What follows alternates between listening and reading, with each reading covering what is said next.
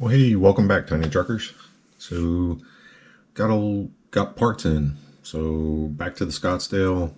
Something I wanted to do since the truck was released. I wanted to put a scale GCM LRT2 transmission and a scale motor to get things looking just right under the hood.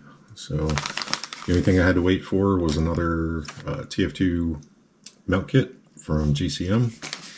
I got it on, I believe it was the Canadian Tiny Trucks website. Shipping was quick. I think it took 4 days, so that's not too bad. It comes with everything that you need to mount it up in the TF2, and we're going to go through it. And yeah. We're gonna swap it, so let's get to it. All right, starting out, gotta get rid of the body, so let's peel her off.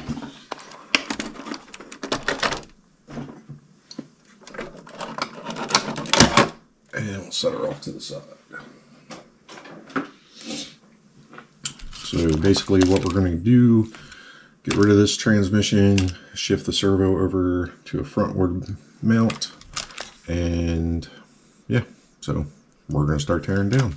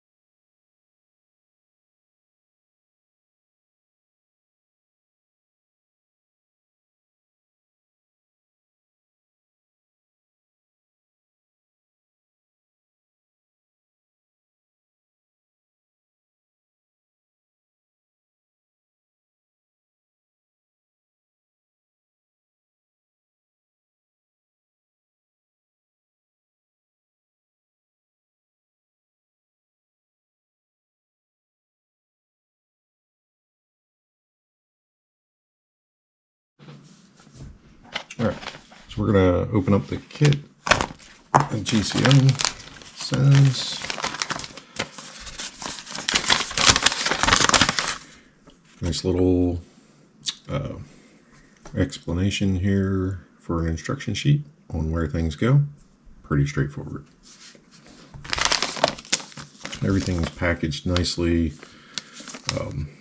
Yeah, all the hardware, everything, like, it's top-notch stuff. No complaints. GCM stuff is always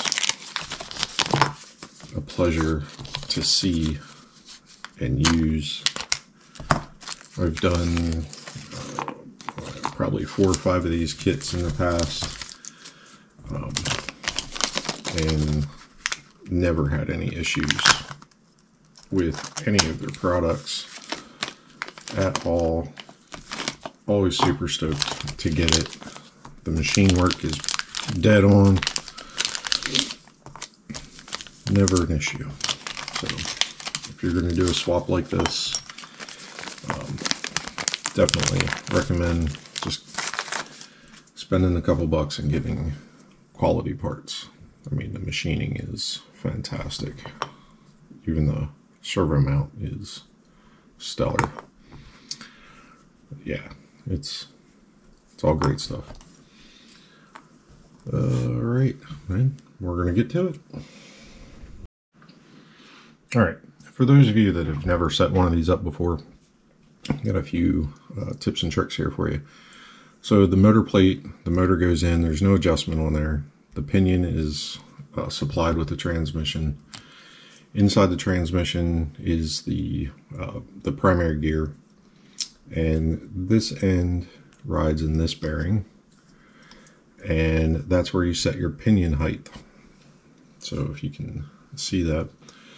So sometimes if you use a different pinion, like this isn't the pinion that this transmission would have come with.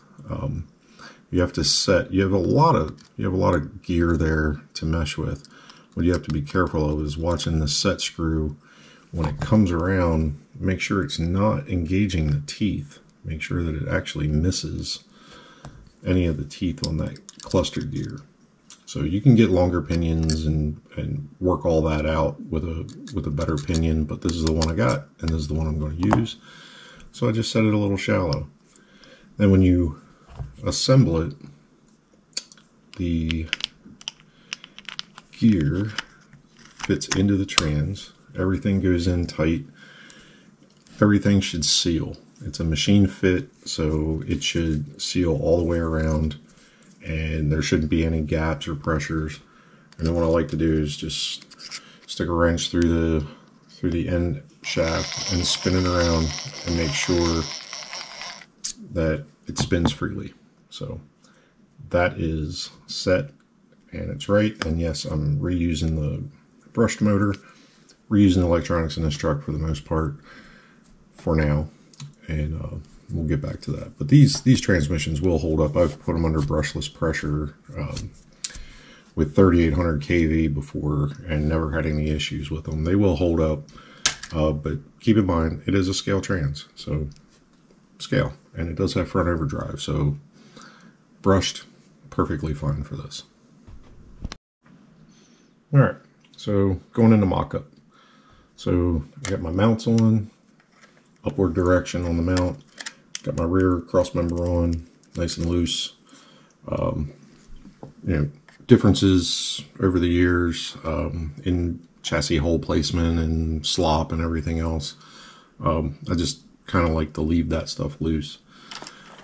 So where I start, I took the top tray off just because it gives me easier access to the bolt holes and it lets you see what's going on. I should probably take the inner fenders off, but it's, yeah, it's a hassle. We're not going to do that.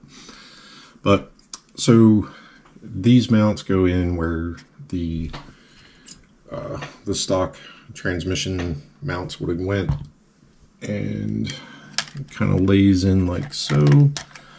So typically what I do, I'll put the rear cross member in because it'll at least get the bolt started, and it'll give me some wiggle room.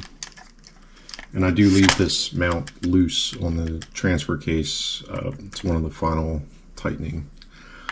So lift the motor up, everything looks to be sitting normal. Get these couple screws started here. Like I said, it's just loose fit for now. You do not want to snug these down until you get your front servo cross member in. Otherwise the chassis will be really tight and it'll be, just makes it a little harder to get everything in. There we go. A little more wiggle room. Kind of get some weight down in here so you can see what I'm doing. Like I said, just loose fit. And I'm just mocking up.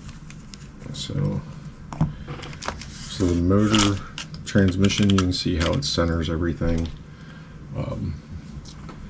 Motor cover to get off the old engine stand here. So the motor cover has a relief cut in it for the motor wires to slip through, which is always a fun little project to deal with,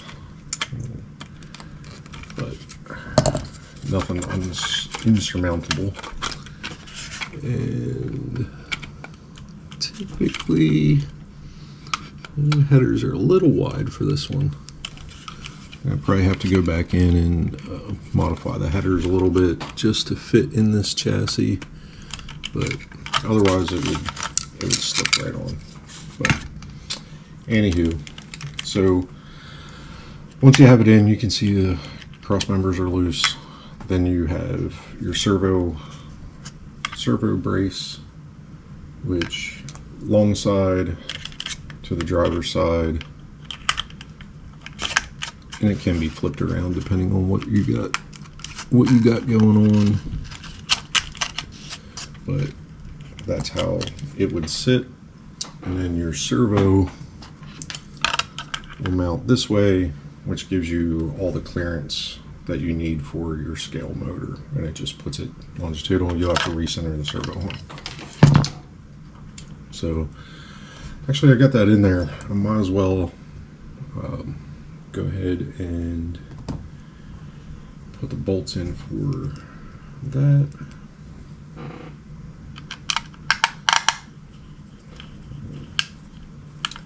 Just reusing the stock factory hardware for the cross members.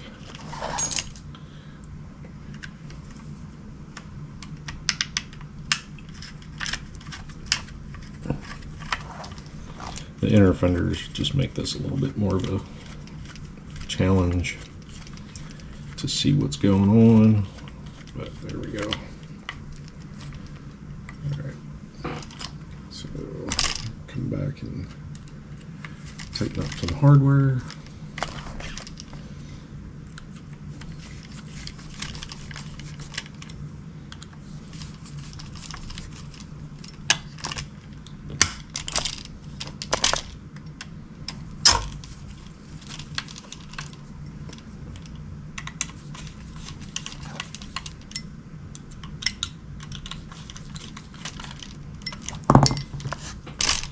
Tighten these cross member screws.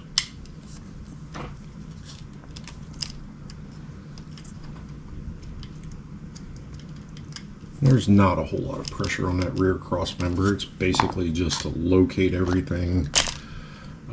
Because you do have 4 bolts, they're just really close to each other. Having this back here supports a little bit better on the weight side of what we got going on. So there we are. I will do a little bit of trimming on some headers, and we'll get the motor cover on. One thing that should pay attention to, these RC 4-wheel drive motors, there are vent reliefs, and they just throw the sticker on over top of that. And since we're putting a plastic cover on, you're going to want to make sure that you're getting as much airflow as possible around that. So the stickers are cut, but they're not cut out. So I just come back through with my X-Acto blade and peel that sticker off. And you can see in here that there is a vent slot. It's where the magnets are holding. It's better than nothing, and there's no real reason to leave the stickers on there. Some of the motor covers, you gotta take a sticker off anyway, just to be able to slide it on. You don't want the motor to rock or be loose, but you don't want it to be super tight going on there either. So, all right, I'll be back in a second. All right, so let's swap. And I did have to cut some of the collectors off of the motor itself, but visually, like, you can't even see where the collector ends up anyway, so it's not a real big deal. A little bit of styrene fanciness, and I'll have good collectors come out to some nice dual exhaust anyway. Routing the motor wires, coming out of the engine. Just a couple zip ties to clean that up, and should be straight. So one thing I did forget to do, and I don't know why I didn't even think about it, is the transfer case. With these GCM transfer cases, you can run them either right-hand drop or left-hand drop. It looks like I'm going to have a pretty good crossover here, and I would probably benefit. I mean, it's not terrible, but comparatively dropping it on this side might provide me a little bit more clearance. But yeah, it's actually about 50-50. We'll just leave it there. We'll run it as is. Now this drive shaft, I'm obviously going to have to get a longer drive shaft, or go back to using the stub from this transfer case, which I'd prefer not to do. I'll just get a longer drive shaft and call it a day on that one. Some of the other options, steering. So obviously we're going to have, you know, steering servo is going to get relocated to the front, and it's going to drop in as such, and it can mount up that way fantastically. However, what it does do is kind of hide some of the motor. So there are other options out there. There's the Raw 400. This is the USTE edition that I got sitting in my case. This is a low profile servo from Reefs that get that. All right. So low profile, and it would sit about yay. So I mean, the difference is significant. I mean, we're down to at least being able to see some of the drive. One of the other things is the Raw 100 Mini. It's a trail truck, so how much servo do you need? Reefs has the bracket so that the Raw 100 fits in the standard servo location, and that gets us definitely some more in there. And based on where the you know, the height of the vehicle and everything else, I don't know, maybe it's even possible to run it up from the bottom and gain a little bit more. Yeah, gain a little bit more clearance. Tie rod's not terrible as far as servo alignment. So if I can hold this up here with one finger. So yeah, just our steering bar. I mean, it's not out of the realm, and that hides a lot of that. Get you a little more engine bay. And you could probably do the same thing with the low profile servo. Get it mounted from the bottom as well and gain a little bit more. Yeah, actually I kind of like that. The UST logo is perfect on there. Wonder if GCM had anything to do with that placement of that logo, but actually that might be what I run, and I kind of like it that way.